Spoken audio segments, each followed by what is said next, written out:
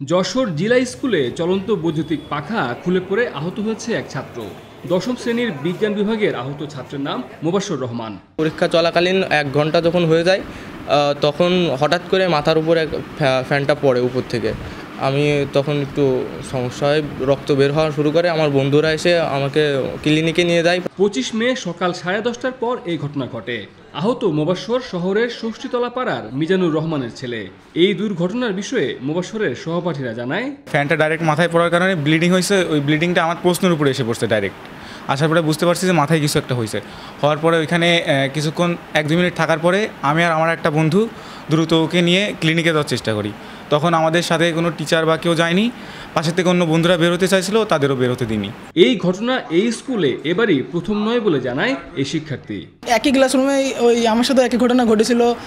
আমারও ফ্যানটা ঠিকই খুলে গেছিলো, কিন্তু আমার পাশ দিয়ে বেরোয় গেছিলো। আমি নিচে বসে গেছিলাম। একই ঘটনা একই ক্লাসরুমেই ঘটে। সবসময় মনের ভিতরে একটা ভয় থাকে, একটা পরীক্ষা দেওয়ার সময় অনেক অ্যাটেনশন নিয়ে পরীক্ষা দিতে হয়, কিন্তু এমন অপ্রীতিকর ঘটনা একটা কাম্য নয়। ছেলের দুর্ঘটনার খবর পেয়ে মা জলি আফরোজ দ্রুত স্কুলের পাশের ক্লিনিকে ছুটে যান। পরে চিকিৎসকের পরামর্শে তাকে যশোর জেনারেল হাসপাতালে নেওয়া হয়। জরুরি বিভাগে তার মাথায় সেলাই দেওয়া হয়। এরপর মোবাশ্বরকে নেওয়া হয় বাসায়। প্রত্যেক অভিভাবকই অনেক আশা, অনেক স্বপ্ন নিয়ে একটা ভালো প্রতিষ্ঠানে দেয় ভালো কিছু করার জন্য। সেখানে যদি এই ধরনের পরিস্থিতি থাকে তাহলে তো আসলে কেউই চায় না এগুলা। এরকম ঘটনার পুনরাবৃত্তি আমরা চাই না, এর সুরাহ সঠিক সমাধান চাই। এই ঘটনায় বেশ উদ্বিগ্ন মোবাশ্বরের বাবা মিজানুর রহমান। আমরা অভিভাবক হিসেবে আমরা শঙ্কিত থাকি যে আমাদের বাচ্চারা স্কুলে গেছে, নিরাপদে বাসায় ফেরবে কিনা। কারণ আমি স্কুলে খুব একটা সম্পৃক্ত না, ওর মাই বেশি যায়। তারপরও আমি গত 1 সপ্তাহ আমি বেশ কম বেশি স্কুলে গেছি। কয়েকটা ঘটনা দেখলাম যেটা আসলে মেনে নেওয়ার মতো না। এই কারণে আমরা বাচ্চাদের নিয়ে খুবই শঙ্কিত যে আমার বাচ্চা স্কুলে গেছে, নিরাপদে ফেরবে কিনা জেলা স্কুল থেকে, এটা আমরা শঙ্কিত খুবই।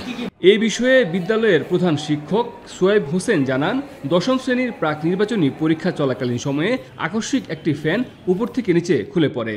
এতে একজন ছাত্র জখম হয়েছে। এরপরই বিদ্যালয়ের পক্ষ থেকে এই বিষয়ে যথাযথ পদক্ষেপ নেওয়া হয়েছে। অন্যান্য শ্রেণীর ফ্যানগুলো এরকম যদি থাকে, নষ্ট হয়ে যাওয়ার মতো থাকে, আমরা দ্রুত চেক করতেছি এবং কর্মচারীদের লাগিয়ে দিয়েছি এবং আর 2 একদিন ভিতরে সবগুলো ফ্যান চেক করে দেখবো কোনো ত্রুটি আছে কিনা।